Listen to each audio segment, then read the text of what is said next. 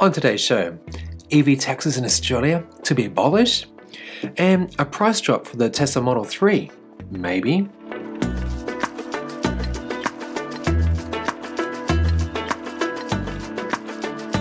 G'day, my name's Chris and welcome to this show around everything happening in Australia and from around the world in the space of renewable technologies like EVs, solar, wind, battery storage and more. If you're new to the channel, smash that little subscribe button, leave me a little comment, leave us a like, share it on your socials. But otherwise you want to go to the next level and you want more regular news, behind the scenes content, polls, meetups and more stuff you just can't get here obviously. Join us over here on Patreon, where you get all that and Discord privileges and more. And hey, speaking of Discord privileges, do you know that I'm on Discord and there's a server link down below that you can join for free? Alright, and super important, this is really awesome too, because if you ever looked at getting into Patreon before to support someone like me and producing this sort of content, it's now in Australian dollars. Yes, thank goodness. It was definitely a real barrier to me before when I used to patron other people, because of course you had the conversion from Australian dollars to American dollars, but now it's going to be in Aussie dollars moving forward. So thank you, Patreon. Really do appreciate that. And speaking of appreciating, this Cybertruck t-shirt comes to you from EV Brief Podcast. Thanks guys for sending it out to me. I won it through one of their competitions about what I thought the next Cybertruck could do. Outlandish, silly stuff it was, but nonetheless I got it. And you got the nice little motive here around the smashed glass. Yeah, Elon, don't do things twice when it doesn't work the first time. And great picture of the thing on the back there. Great fit, thanks for sending it out again. And look, I really do appreciate everyone's support on this channel, I honestly do. Alright, so with all that nice stuff out the way, let's get into promises. Promises is a segment that I do from time to time about what our politicians are and aren't doing in the space of getting our country to be cleaner and greener. And today I'm going to talk about and focus on EVs because, things are looking mighty interesting in Australia. At state level, you've got Victoria looking to tax EVs. And then at a national level, you've got potential legislation to stop it from occurring. And meanwhile, you've got people like you and me who are doing our bit to help improve the world through cleaner air, lowering CO2 emissions, and while making our communities nicer places to live, work, and breathe. Yeah. So here's a quick little catch up if you're new to the channel. Last year, the Victorian government announced that it's going to introduce a new law that would mean plug-in hybrids and EV owners will have to pay for every kilometre they travel. Why? Well, because the Victorian government says that battery electric vehicles are not paying for their fair share use of our roads. The cost of 2 cents or 2.5 cents per kilometre travel for plug-in hybrids or pure battery electric vehicles respectively is set to be introduced in July 1 this year, if it passes the upper and lower house of Parliament, that is.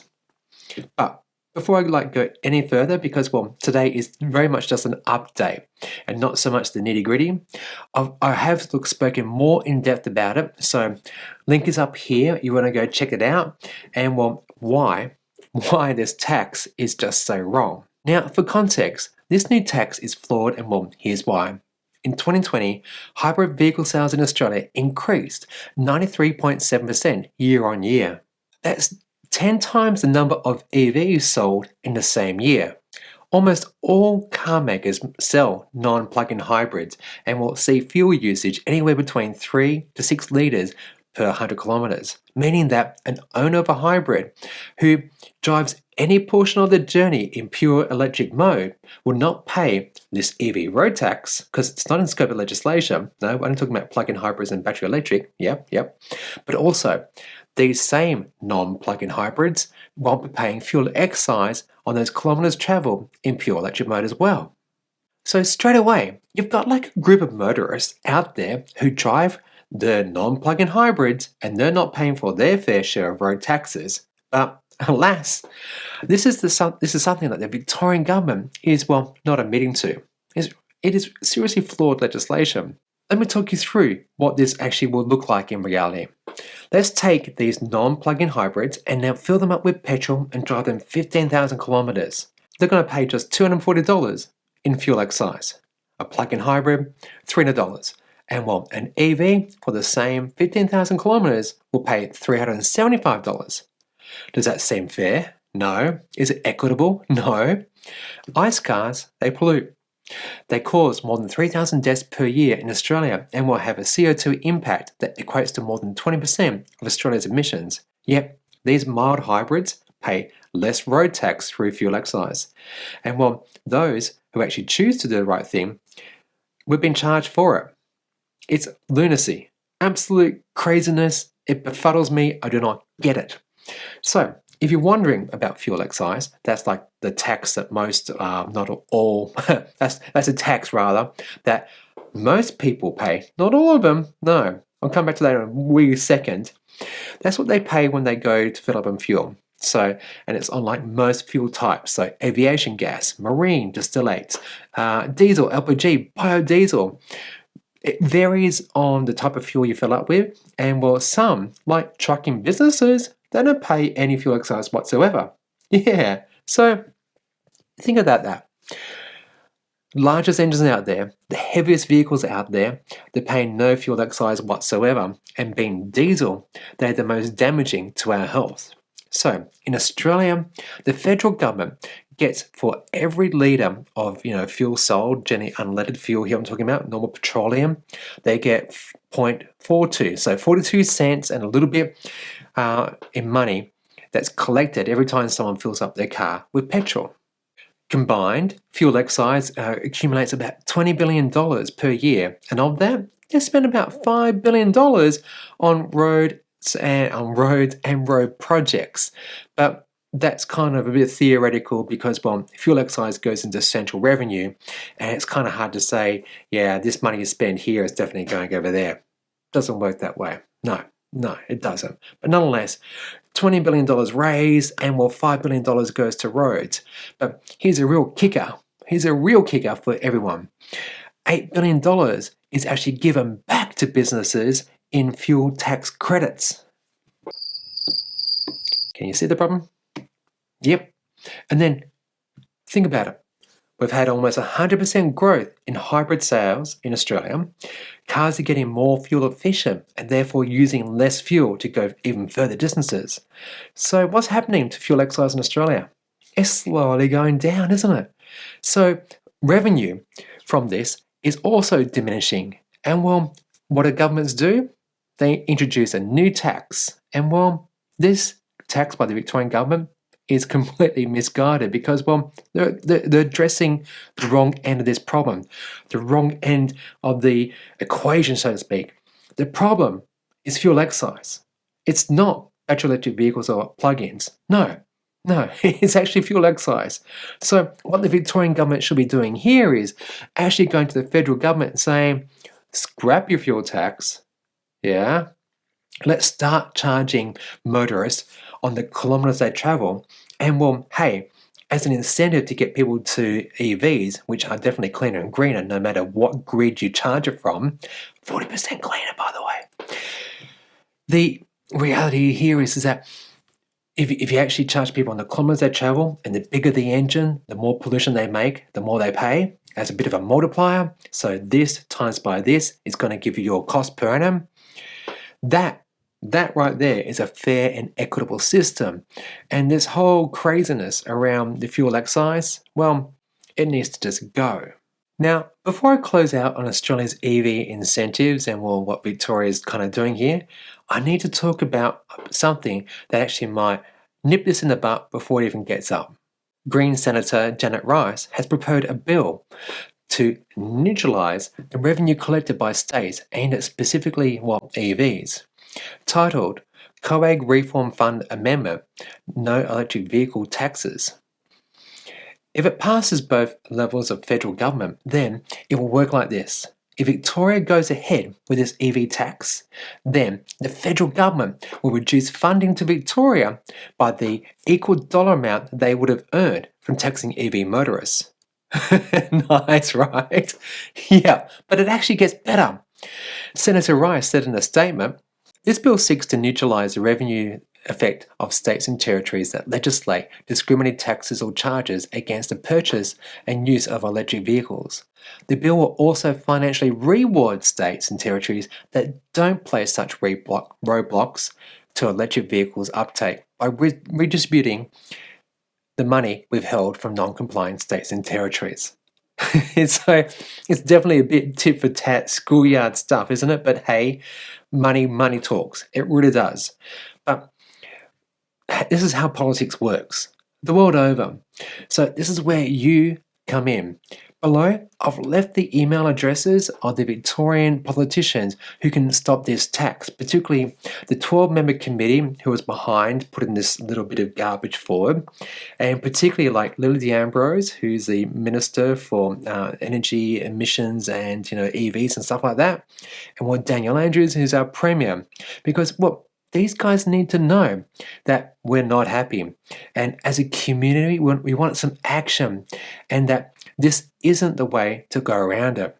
I've also left you some words that you can actually use to send in your email to your local member of parliament. And then finally, we all need to talk about this with our friends and families. Talk to them about how EVs will transform the world in which we live, how they're way cheaper to run and maintain, and how they improve air quality through reduced emissions. I mean, I've now had my EV for almost 2 months and done 1,500 kilometers. And because I'm fortunate enough to have battery and solar, I've only paid for 1,500 kilometers about $6 to fill my car up. If I had done the same journey in a conventional internal combustion engine vehicle, it would have cost me at least $120 so far. So EVs, whilst expensive right now in Australia, they can and they will get to price parity. It's a question of how soon and whether our politicians support Australians getting there, and that will vastly improve the economic position of all Australians. Yeah? So let's all get busy and we'll help improve the world in which we live. Okay, getting off my soapbox, but staying on politics in Australia because, hopefully on a more positive note, I want to share with you about Infrastructure Victoria and the work that I've been doing with them in this space. They asked for people to apply for a spot on the community panel. Too many air quotes today, but I'm going to keep doing them. And they posed this question, and that is, Victoria will not reach its emission reduction targets with continued reliance on vehicles. How should the Victorian government support more people to adopt low or zero emission vehicles sooner? A big question with a lot in it, but first, some background. Infrastructure Victoria is like an independent advisory body who provide advice to government on specific infrastructure matters like charging, public transport, road use, and the like, yeah? Their task of helping to answer this question will hopefully go some way to shape Victoria's next policies around EVs and their adoption. However, the report doesn't have to be accepted by government. So myself and more than 100 other Victorians participated over 5 weeks in some online workshops and completing some surveys covering the financial, policy points, equity, timeframes, and what we would like to see policy-wise the Victorian government to adopt.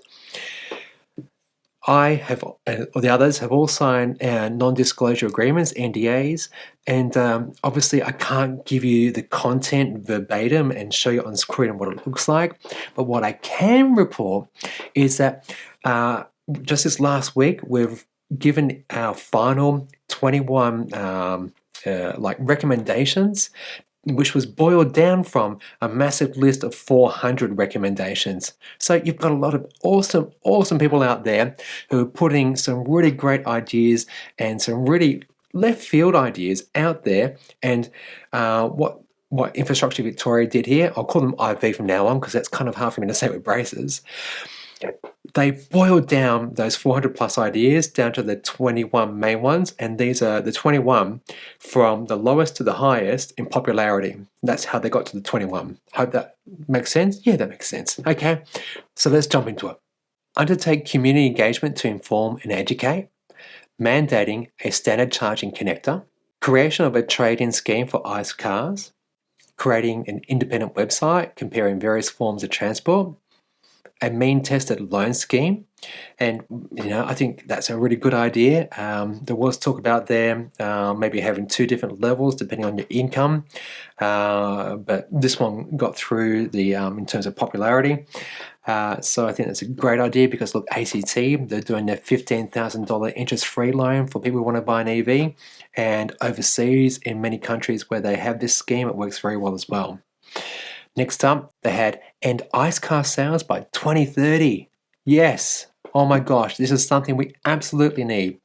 I fear, and as you'll soon learn in the rest of the news, which is coming up soon, by the way, that unless Australia has a mandated internal combustion engine ban, we're going to be the Cuba of the world.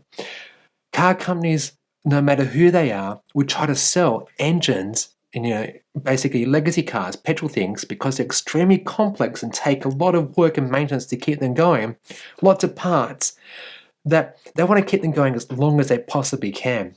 They're great for after-sales service for the dealers. Just this whole supply chain supports legacy cars.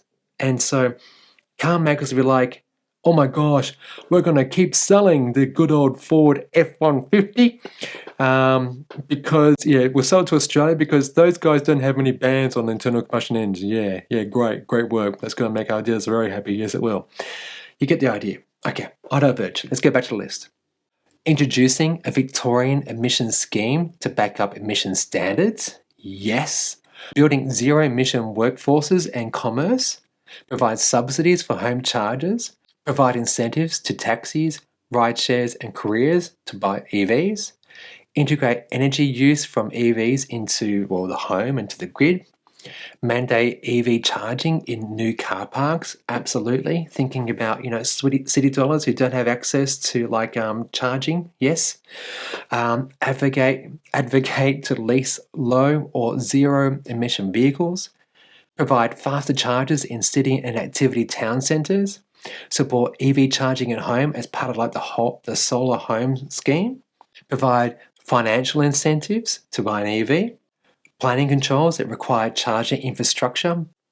Vehicle emission standards, absolutely. They also required because if you don't have an ICE car ban, the other thing you need obviously is also an emission standard because again, Cuba, dirty old cars, that's what Australia will become. Nonetheless, I diverge. Let's keep going.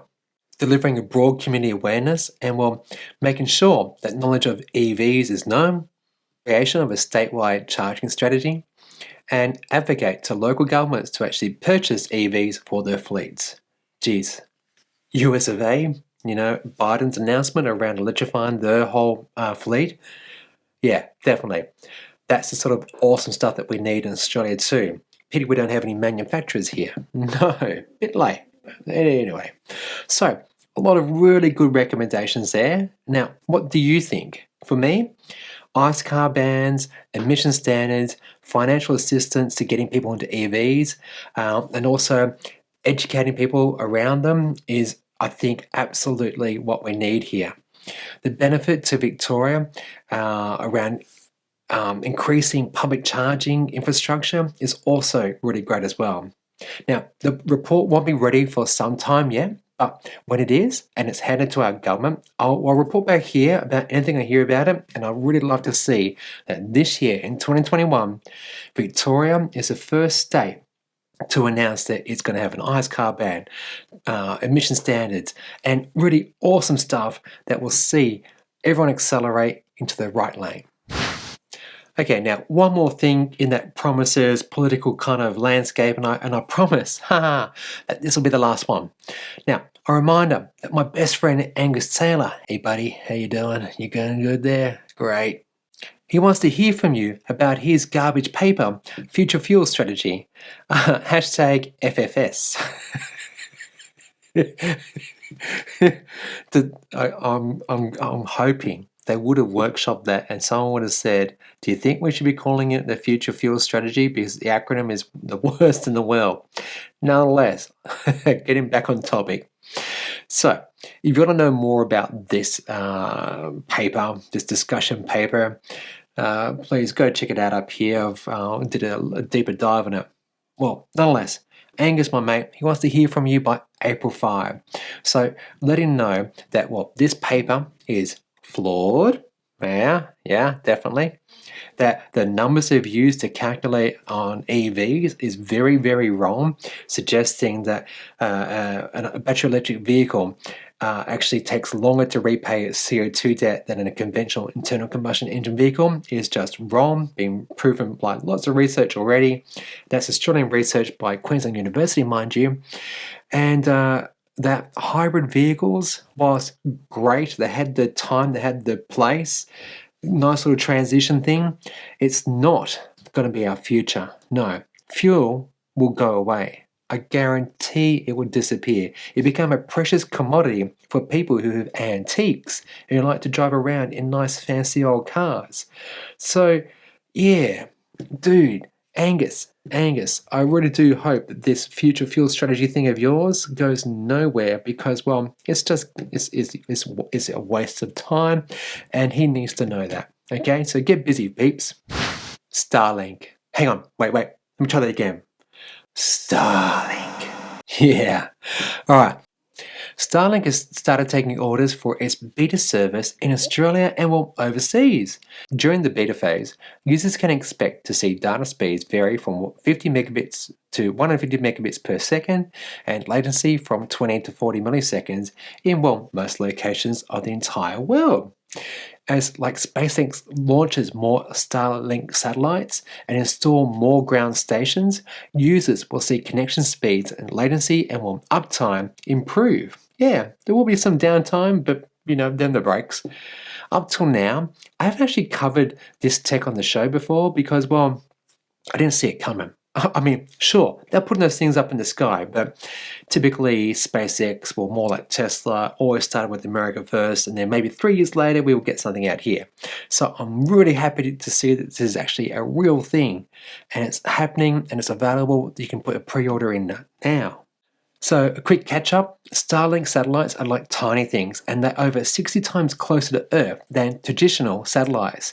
That means that they have like low latency and ability to support services typically not possible with traditional satellite internet. The Starlink kit has a really cool satellite dish, a Wi-Fi router, power supply, cables and mounting tripod.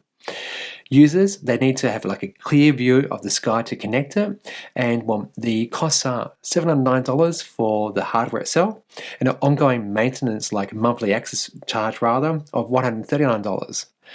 Starlink notes that this system is ideally suited for areas of the globe where connectivity has been like a challenge. Many of Aussies out there right now will know that our national broadband network, that's our Internet of Things, has been, well, definitely hit and miss. And depending where you are in this country, you can either have really, really bad internet or really, really awesome internet. But nothing compared to what our American colleagues get with the true gigabit internet speeds. Nonetheless, if you right now don't get anywhere near 50 megabits per second, this might be actually a really great idea. Now, myself, I am not getting it because, well, I've got nice internet here right now. I'm only paying $800 for the privilege of 100 megabits per second with about 20 up. And but I do know 3 people who have actually put their orders out and they're expecting it mid this year. So when they get it, I'm going to go out there and do a story because, well, this is great and I think a great equalizer in the market because, well, knowledge is power. It is. And having the Internet of Things is great. Hyundai seems to be very interested in getting the IONIQ 5 to Australia, even if the car hasn't officially been announced, and that will actually be tomorrow, by the way, 23rd of February. Photos have been snapped of this car at Triton's Brisbane office, and here is some of its interior that my patron saw a few weeks ago. The IONIQ 5 will be furnished with sustainable materials and textiles such as eco-processed leather, biopaint, as well as natural and recycled fibres, and themed on living space. designers, right? Here. Built on a new dedicated battery electric vehicle platform, it will have a longer wheelbase and flat floors compared to like mid-size SUVs. So what do you reckon? I think it might look pretty great. Maybe? We'll see. Time for some bites, and well, first up, GM has announced a cheaper Bolt and the electric utility vehicle, or EUV. Before I go any further, I'm going to stop because, well, GM, aka Holden, they withdrew from Australia in 2020 and well signalled back in like 2017 that support for right-hand drive vehicles was going bye-bye. So I don't think we'll see them here at all, even if GM does make a revival. Moving on, MG has confirmed that in March it will bring to market its HS SUV, a plug-in hybrid, powered by a turbocharged 1.5 litre 4-cylinder petrol engine, mated to like a 90 kilowatt electric motor, and get this, a 10-speed gearbox, geez Louise, and a 16.6 kilowatt hour lithium-ion battery. It can do 1.7 litres per 100 k's, and it only emits like 39 grams of per kilometer, 39 grams of CO2 per kilometer. And well, I couldn't find if it runs in pure electric mode. I'm going to guess it does, but nonetheless, when more information is available, I'll be sure to bring it here. In the US, Tesla has raised prices of its performance Model 3 and Y, whilst dropping price on the standard range variants. Whilst we still can't get the Model Y here yet, there's been no price reduction here either, yet. Oh, and well, side note, remember late last year I predicted that Australia would get the Model 3 from like Shanghai Giga? Yeah, I predicted that and I was right. So I'm going to put this into the internet, which is very good at remembering things and telling you that you're wrong. I'm going to say this now. The Tesla Model Y will be in Australia in September this year. So let's mark that down, and September 1, I'll see if I was right or wrong. Maybe I'll say last quarter of 2021, yeah? So September, October, November. And I'm going with the October deliveries. Yes, that's what I'm going to say. Yeah, okay. Moving on. Ford has announced that in Europe, they'll be only selling EVs by 2030. See what happens when you introduce an ICE car ban? Good one, great. Now, how about Australia? Yeah? And the rest of the world? Come on, Ford, you can do it. And finally, Jaguar has announced that it will shift to only electric only from 2025, putting itself in the premium electric market segment. And well, this is also a great thing. Alrighty, well look, that would do it for today. Definitely a bit of a long one, sorry for that. If you've got any suggestions for stories, you want to connect with me, best place to do that is definitely over there on Discord. Subscribe to the channel whilst you're down there. Leave me a comment if that's another way you'd like to just, leave messages. I do look at them. I don't always respond to them, but I do look. And as per usual, thanks to my awesome patrons over here, particularly like Ashley, Nigel Farrier, Tessa Nagong, for supporting me over on Patreon, plus all those awesome other individuals there. And as per usual, you be good, you be great.